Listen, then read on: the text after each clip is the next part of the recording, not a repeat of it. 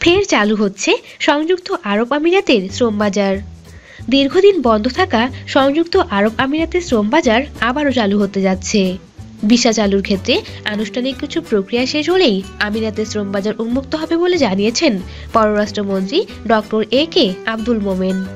সংযুক্ত আরব আমিরাতের প্রধানমন্ত্রী ও উপরাষ্ট্রপতি দুবাইয়ের শাসক শেখ মোহাম্মদ বিন রাশিদ আল মাকতুমের সঙ্গে প্রধানমন্ত্রী শেখ হাসিনার দ্বিপাক্ষিক বৈঠক শেষে তিনি এসব কথা বলেন।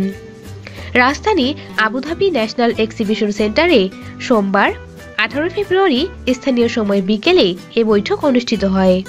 বৈঠকে দুবাইয়ের ক্রাউন প্রিন্স শেখ হামদান বিন মোহাম্মদ বিন রশিদ আল মাকতুম, আমিরাতের স্বরাষ্ট্রমন্ত্রী সাইফ বিন জায়েদ, পররাষ্ট্রমন্ত্রী আবদুল্লাহ বিন জায়েদ, বাংলাদেশের পররাষ্ট্রমন্ত্রী ডক্টর এ.কে আব্দুল মোমেন, প্রবাসী কল্যাণ প্রতিমন্ত্রী ইমরান আহমেদ, প্রেস সচিব ইহসানুল করিম ও প্রধানমন্ত্রীর কন্যা সাইমা ওয়াজেদ হোসেন পুতুল উপস্থিত ছিলেন।